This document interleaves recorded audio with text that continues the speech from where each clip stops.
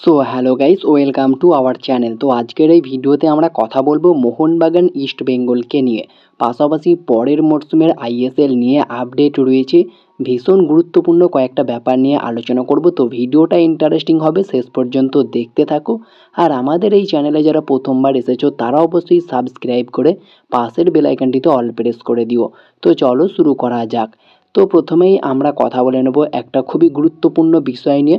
তো দীর্ঘ 22 বছর পর ইস্টবেঙ্গল চ্যাম্পিয়ন হয়েছে, একটা বড় ট্রফি জিতেছে, আইএসএলের মঞ্চে নিজেদেরকে প্রমাণ করেছে। আর এই মরশুমটা সত্যি কথা বলতে ইস্টবেঙ্গল ব্রিলিয়ান্ট খেলেছে। অস্কার ব্রুজনের আন্ডারে তো দারুণ খেলেছেই, পাশাপাশি ইস্টবেঙ্গল প্লেয়াররাও কিন্তু এই জার্সিটার সম্মান রেখেছে এবং তারা নিজেদেরকে উজাড় করে দিয়েছে লাল হলুদ জার্সির জন্য। ফাইনালি ট্রফিটাও তাদের ঘরে এসেছে। আইএসএলের ইতিহাসে প্রথমবার ট্রফি জিতলো। তবে ট্রফি জিতেছে ঠিক আছে, সব কিছু ঠিক আছে, তবে কিছু কিছু ইস্টবেঙ্গল সমর্থক, আমি বলছি না প্রত্যেকটা ইস্টবেঙ্গল সমর্থক, কিছু কিছু ইস্টবেঙ্গল সমর্থকরা কিন্তু একটু বেশিই কথা বলছে, যেখানে মোহনবাগানকে নিয়ে অপমান করছে। তারা দেখাচ্ছে no ATK MB, no Mohun Bagan super giant, only East Bengal, East Bengal হয়ে তারা ট্রফি জিতেছে। তো দেখো ভাই, প্রত্যেকটা টিমেরই একটা ইনভেস্টর থাকে। তো সেখানে শুধু ইস্টবেঙ্গল নয়, এখানে ইমামি ইস্টবেঙ্গলও রয়েছে।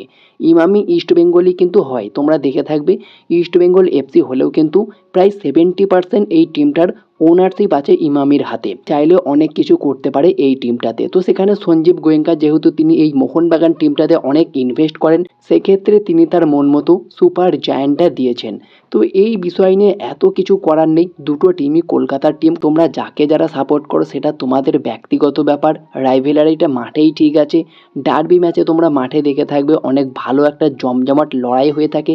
তো সেখানে তোমরা আনন্দ উচ্ছ্বাস সব কিছু করো, তবে এই ট্রফির বিষয় নিয়ে এরকম করাটা কখনোই উচিত নয়। এবং পরে মোহনবাগান সমর্থকরাও কিছুটা ট্রোল করছে। তোমরা স্ক্রিনের ওপরে দেখতেই পাচ্ছ লাস্ট 6 বছরে মোহনবাগানের ট্রফির কালেকশন এবং ইস্টবেঙ্গলের ট্রফির কালেকশন। তো এখানে কোনো কম্পেয়ার করাটা ব্যাপার নয়। ইস্টবেঙ্গল কামব্যাক করেছে, আশা করব পরের মরশুমগুলো আরও ভালো খেলবে এবং আরও অনেক ট্রফি জিতবে। হ্যাঁ, এর আগে ইস্টবেঙ্গল তো সুপার কাপেও চ্যাম্পিয়ন হয়েছে, বেশ ভালো খেলেছে তারা। তবে এই মর্যাদাটা ধরে রাখো, কিছু কিছু ইস্টবেঙ্গল সমর্থকরা কিন্তু মর্যাদা হারিয়ে ফেলছে। তো অবশ্যই আনন্দ করো, অনেক বছর পর ট্রফি এসেছে ঘরে, পরের মরশুমে যেন ভালো খেলে সেই সব বিষয় নিয়ে তোমরা আনন্দ উচ্ছ্বাস করো, সব কিছু ঠিক আছে। তবে এই টিমকে ওই টিমকে খোঁচা মারাটা কখনোই ঠিক নয়। তোমরা আইপিএলেই দেখে থাকবে এই মরশুমে খোঁচা মারার ফল কি হয়েছে। তো যাই হোক, এই বিষয় নিয়ে বেশি কিছু বলতে চাই না। তো এরপরে যদি আমরা কথা বলি মোহনবাগানকে নিয়ে, তো মোহনবাগানে কিন্তু বড়সড় পরিবর্তন হতে চলেছে। মোহনবাগান থেকে কতজন বিদেশি বিদায় নিশ্চিত হলো সেটা তোমাদেরকে জানাবো। প্রথমেই তোমাদেরকে জানাবো মোহনবাগানের যে বিদেশি রয়েছে তাদের নামগুলো। তো মোহনবাগানে বর্তমানে 6 জন বিদেশি রয়েছে। 1 নম্বর জেমি ম্যাকলারেন, 2 নম্বর জেসন কামিংস, 3 নম্বর দিমিত্রি পেত্রাতস, 4 নম্বর রবসন রবিনো, 5 নম্বর টম আলড্রেড, 6 নম্বর আলবার্তো রড্রিগেজ। এই 6 জন বিদেশি মোহনবাগানে রয়েছে। আর এই 6 জন বিদেশির মধ্যে কতজন বিদেশি বিদায় নিশ্চিত হচ্ছে? তো এই 6 জন বিদেশির মধ্যে 4 জন বিদেশির চুক্তি শেষ হয়ে যাচ্ছে। তো সেই 4 জন কারা, তাদের নামগুলোও তোমাদেরকে জানিয়ে দিচ্ছি।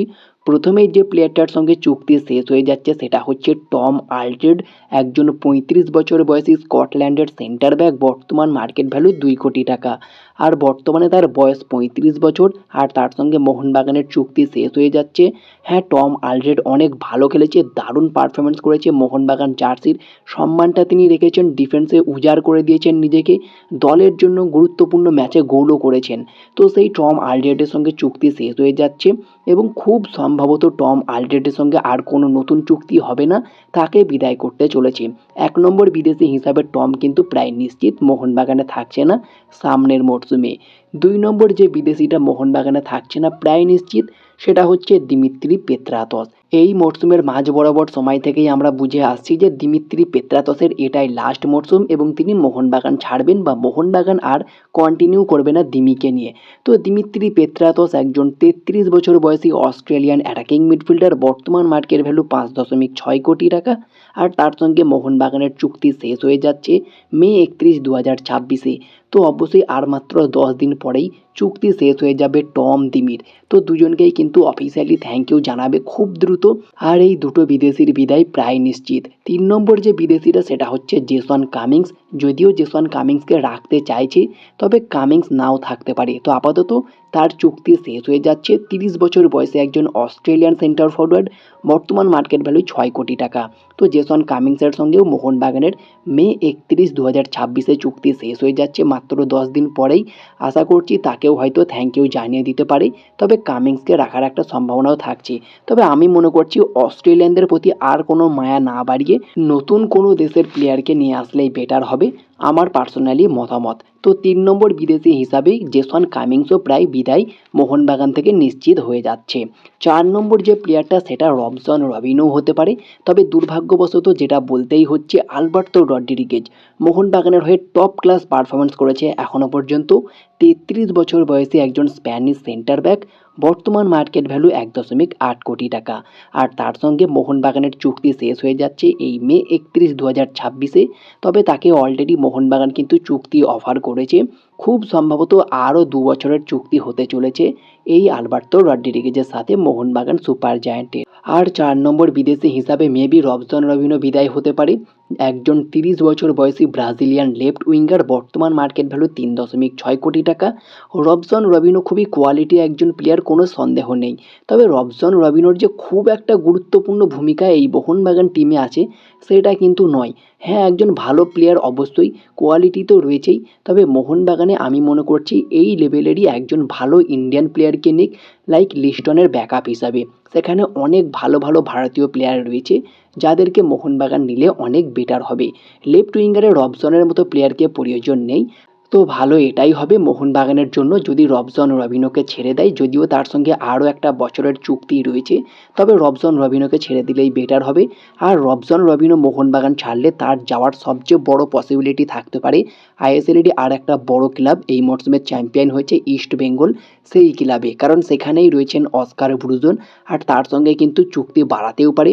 অস্কার ব্রুজো সরাসরি জানিয়েছেন 1 জুনের মধ্যে তাকে যদি তার প্রপার গেম প্ল্যান জানানো হয় পরের মরশুম নিয়ে, তাহলেই তিনি কিন্তু ইস্টবেঙ্গল এফসিতে কন্টিনিউ করবে। আর অস্কার ব্রুজো থাকলে অবশ্যই রবসন কিন্তু ইস্টবেঙ্গলে যেতে পারে এবং সেই পুরনো কম্বিনেশনটা তৈরি হতে পারে।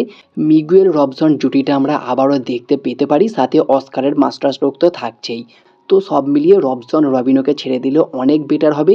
তো সেখানেই রবসন, জেসন, টম এবং দিমি এই 4টে প্লেয়ারকেই বিদায় করে দিলেই মেবি অনেক বেটার। আর এই 4জন প্লেয়ারেরই বিদায় প্রায় নিশ্চিত হতে পারে।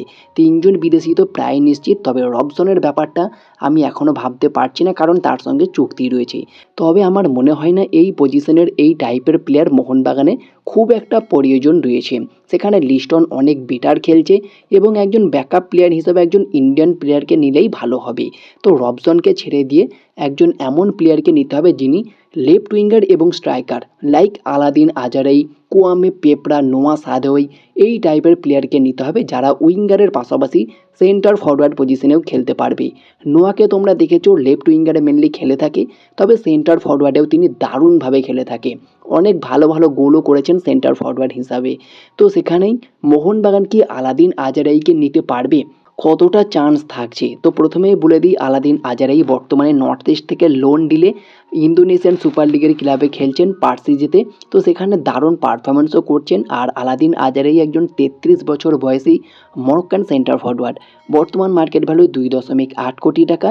আর দুঃখের বিষয় এটাই যে আলাদিন আজারাইয়ের সঙ্গে নর্থ ইস্ট ইউনাইটেড এফসি 2028 সাল পর্যন্ত চুক্তি করে নিয়েছে, অর্থাৎ প্রায় 35 বছর হয়ে যাবে তখন আলাদিন আজারাই নর্থ ইস্টের চুক্তি শেষ হতে হতে। তো সেই সময়ে আর আলাদিন আজারাইকে নিয়ে তো কোনো কাজ নেই। এই সময়ে মোহনবাগান যদি পেতো তাহলে ভালো হতো, তবে আলাদিন আজারাইকে না পাওয়ার চান্সটাই সবচেয়ে বেশি। কারণ নর্থ ইস্ট এই মরশুমে আলাদিনকে ছাড়া যে পারফরমেন্সটা করেছে, সত্যি তারা হাড়ে হাড়ে টের পেয়েছে আলাদিনকে লোন ডিলে পাঠিয়ে দেওয়ার পরে। তো আলাদিন আজারাইকে অবশ্যই পরের মরশুমে আমরা নর্থ ইস্ট ইউনাইটেড এফসিতেই দেখব। তো সেখানে মোহনবাগান যদি এই টাইপের প্লেয়ার বা নোয়াকেও যদি পেয়ে যায়, আমি মনে করছি অনেক ভালো হবে। সেখানে রবসন, জেসন এই দুটো প্লেয়ারের ভালো ব্যাকআপ পেয়ে যাবে, দুটো অপশানকেই কভার করতে পারবে। তো সেখানেই একজন বিদেশি মিডফিল্ডারের অপশান বেড়ে যাবে। মোহনবাগান চাইলে একজন সিডিএম সেন্ট্রাল অ্যাটাকিং মিডফিল্ডারের পাশাপাশি আরও একজন সেন্ট্রাল মিডফিল্ডারকে নিতে পারবে, যেটা বর্তমানে ইস্ট বেঙ্গল করেছে মিগুয়েল রশিদ সল ক্রেসপো ৩ জন মিডফিল্ডারকে রেখেছে, একজন সেন্ট্রাল অ্যাটাকিং মিডফিল্ডার, ২ জন সেন্ট্রাল মিডফিল্ডার। তো সেরকম মোহনবাগানও চাইলে করতে পারবে যদি নোয়ার মতো প্লেয়ারকে তারা পেয়ে যায়। রবসন এবং জেসন দুটো প্লেয়ারকেই ব্যাকআপ দিতে পারবে। তো এই টাইপের প্লেয়ার চাই এবং টমের পরিবর্তে একজন কোয়ালিটি সেন্টার ব্যাক, দিমির পরিবর্তে একজন প্রপার দুর্দান্তভাবে সেন্ট্রাল অ্যাটাকিং মিডফিল্ডার যিনি পুরোপুরি বল প্লেয়ার হবে, লাইক মিগুয়েল টাইপের অনেকটা প্লেয়ার। আর যেহেতু জেসন কামিংস, রবসন দুটো প্লেয়ারের ব্যাকআপ হিসাবে একজনকে নেওয়া হবে যিনি উইঙ্গার, সেন্টার ফরওয়ার্ড দুটো পজিশনে খেলতে পারবে। তো সেখানে একটা বিদেশির অপশন থাকছে, আরও একজন সেন্ট্রাল মিডফিল্ডার বা প্রপার ডিফেন্সিভ মিডফিল্ডারকেও নিতে পারে। দারুণ কোয়ালিটি একজন প্লেয়ারকে নিতে হবে মোহনবাগানে। তো এরকমই কিন্তু করতে হবে সামনের মরশুমে, ভেবে চিনতে ভালো ভালো প্লেয়ারকে স্কাউট করতে হবে। তবে অস্ট্রেলিয়ান প্লেয়ার যেন না হয়, অনেক অস্ট্রেলিয়ান মায়া হয়েছে, জেমি ম্যাকলারেন তো থাকছে, আর কোনো যেন অস্ট্রেলিয়ান না আসে। ঘানা, নাইজেরিয়ান, মরক্কো, স্প্যানিশ এই দেশের প্লেয়ার আনলেই হবে। বাকি তোমাদের মতামত তোমরা কমেন্টে জানিও পরের মরশুমে কোন কোন বিদেশি নিলে ভালো হবে। এরপরে আমরা কথা বলে নেব পরের মরশুমের আইএসএল নিয়ে। তো পরের মরশুমের আইএসএল কি এরকমই হবে? এই বিষয়টা নিয়ে তোমাদেরকে একটু ক্লিয়ার আপডেট জানিয়ে দিই। যেমনটা খবর পাওয়া গিয়েছে, পরের মরশুমের আইএসএল কিন্তু আবারও আগের মতোই হবে। 6টা টিম কিন্তু প্লে অফে কোয়ালিফাই করবে, যেটা এর আগে হতো। 5 নম্বর এবং 6 নম্বর টিমটাও কিন্তু প্লে অফে কোয়ালিফাই করবে, সেমিফাইনাল খেলার সুযোগ তাদের কাছেও থাকবে। এবং প্রত্যেকটা টিম কিন্তু একটা টিমের এগেনস্টে ডবল ম্যাচ, মানে দুটো করে ম্যাচ খেলবে, যেটা এর আগে হতো। টোটাল 26টা করে ম্যাচ কিন্তু হবে। তো সামনের মরশুমের আইএসএলটা কিন্তু আরও জমজমাট হবে, সেখানে লিগ শিল্ড, আইএসএল ট্রফি দুটোই থাকবে। তো আশা করব পরের মরশুমে ভালোভাবে কামব্যাক করবে প্রত্যেকটা টিম, ভালো করে দল সাজাবে এবং পরের আইএসএলটা আরও গুরুত্বপূর্ণভাবে হবে। তো দেখা যাক সামনের মরশুমে কি হয়। এখনও পর্যন্ত চূড়ান্ত কোনো আপডেট পাওয়া যায়নি। তো এই বিষয় নিয়ে চূড়ান্ত কোনো আপডেট এসে গেলে অবশ্যই তোমাদেরকে জানাবো। তবে এই মুহূর্তে দুঃখের বিষয় এটাই, এই আইএসএলের পরে, অর্থাৎ যে আইএসএলটা হয়ে গেল মে 31, 2026-এ, এই আইএসএল টিমগুলোর প্রায় 148 জন প্লেয়ারের চুক্তি শেষ হয়ে যাচ্ছে। আর সামনের মরশুমের আইএসএল নিয়ে এখনও পর্যন্ত চূড়ান্ত কোনো সিদ্ধান্ত না পাওয়ায় 148 জন প্লেয়ার কিন্তু আইএসএল ছাড়তে পারে, যেটা কিন্তু খুবই শকিং একটা ব্যাপার। তো দেখা যাক এই মে মাসের মধ্যে চূড়ান্ত কোনো সিদ্ধান্ত জানাতে পারে কি এআইএফএফ। তো আশা করব খুব দ্রুত এই সমস্যার সমাধান বের করবে এআইএফএফ। তো এই ছিল আজকের ভিডিওটি ভালো লাগলে লাইক, শেয়ার, কমেন্ট করে চ্যানেলটিকে সাবস্ক্রাইব করে দিও। পাশে থাকা বেল আইকনটি ক্লিক করতে একদমই ভুলো না। তো দেখা হচ্ছে নেক্সট কোনো ভিডিওতে। Bye bye, have a good day.